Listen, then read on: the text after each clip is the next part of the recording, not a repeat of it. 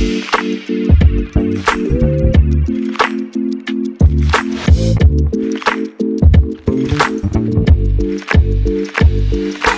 2019, I was working from my laptop from a beautiful beach in Bali, drinking water right out of a fresh coconut and enjoying the warm ocean breeze, and I'm thinking, something was still missing and I couldn't put my finger on it. How could I be in this scenario and not feel fulfilled? I worked from 12 countries in 12 months that year. An opportunity that was once rare is now more possible for more people than ever before. Spotify recently introduced their new Work From Anywhere policy, in which they're giving employees a choice of working wherever they do their most focused and creative thinking. Dropbox's new way of working is called Virtual First, in which remote work will be the primary experience for employees, saving in-person meetings for special occasions. And Twitter told its employees, if you're in a role or situation that enables you to work from home and you want to continue, do so, forever if you want. And that's great news because over 50% of people that work remotely say that if their current company doesn't give them some type of remote work option long-term, they'll look for a job at a company that does. Well, problem solved, right? Except what people are saying and what they're doing is inconsistent. In fact, according to a recent McKinsey study, workplace flexibility wasn't even one of the top 5 reasons people quit their jobs in the past year. More freedom at work doesn't mean more fulfillment. Let me take you back to the end of 2018. I'm 2 years into doing my job as the director of talent development for a New York-based tech company. And I'm doing what I love to do the most, creating and launching employee development programs from scratch. And then my boss says to me, next year is going to be the year of maintenance, focusing on refining existing programs instead of launching new ones. I'm not a maintenance mode person. While I understand its importance, it's really not where I shine. So I wasn't looking forward to the year ahead. Meanwhile, I was reading new research on the future of work, and all signs were pointing to a remote and hybrid work future. We now know that the pandemic accelerated that by at least a decade. I even found a work and travel program that coordinates a group of professionals to work remotely from around the world with co-working spaces and living accommodations in each city. I was immediately hooked. I had always wanted to travel for a longer period of time, but I thought I'd have to quit my job in order to do that. Then I thought, well, I could do maintenance mode from anywhere. And given my current company's global expansion plans, I knew I had to think about where current and future employees could be located. If I could convince my company that I should work remotely to better understand the opportunities and challenges that remote workers face, it could be a win-win for both of us. And a month later, I ended my apartment lease, sold my furniture, and hopped on a one-way flight from cold and snowy New York City to Lima, Peru, to start my year-long trip with my cohort. And let me tell you, those first few months were incredible. I attended a virtual team meeting from my co-working space at Lima before heading out to go surfing at sunset on a regular Tuesday. I launched a work program from inside of a pool in Puerto Escondido, Mexico. And I negotiated a contract from a cafe in Hanoi, Vietnam, before jumping on the back of a motorbike to go eat bun cha with friends. I met remote workers and digital nomads from around the world. Each of us had a different story of how we got there. Some had just been divorced or gotten out of long-term relationships and convinced their employers to let them work remotely so that they could get away. There were 3 corporate lawyers who all hated their jobs and thought that doing them from a beach would make it more tolerable. And some just wanted to be as far away from micromanagement and office politics as possible. But still, after a few months, when that honeymoon period was over and the novelty faded, we realized that traveling was just a Band-Aid solution for the real problems. I wondered, how could we get this work from anywhere life right? So I interviewed dozens of remote workers. I conducted focus groups, and I conducted a survey. So I interviewed dozens of remote workers, I conducted a focus group, and I surveyed hundreds of people. And you know what I saw in all that data? Wherever you go, there you are. If you hate your job in Houston, you will hate it in Hanoi. What really needs fixing is your motivation to do the work itself. We think we have to earn a certain amount of money to obtain the lifestyle that we've envisioned for ourselves. We believe we need a certain amount of money to create or maintain the lifestyle that we've envisioned.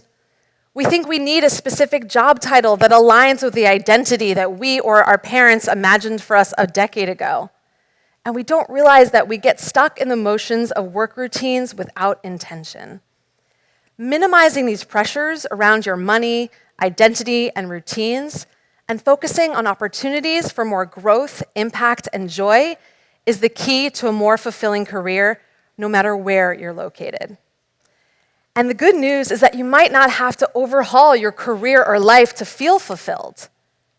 Esther Perel, world-renowned psychotherapist and couples counselor, says that in the West today, most of us are going to have 2 or 3 marriages or committed relationships, and some of us are going to do it with the same person. Think about that for a second. She's saying that some of us will build and experience a new relationship with the same person. Perhaps something similar could be said about your relationship to your work at the same company. Perhaps after a challenging time, an enticing external offer, or having been together for a while, instead of breaking up, you could find and create a better path forward together. And I'm not saying you're going to get everything you want out of your current job, but given how much time you spend working, isn't it worth a shot to make it as fulfilling as possible?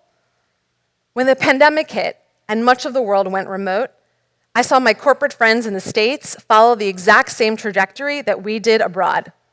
The thrill of working home in your pajamas, having more flexibility with your schedule, being able to do the laundry in between meetings, all of which can make a real difference in improving your daily life. But still, once the novelty faded and the reality set in, people had to face whatever underlying issues they'd had before the pandemic started.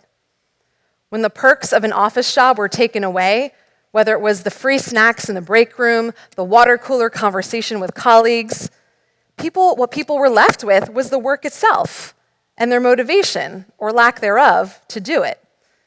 And they began to ask themselves really important questions. Do I even like my job? Is this really worth my time? Is this what I want to be doing? And these are great questions to ask. The problem is, for way too many people, they thought they had to completely overhaul their career or life.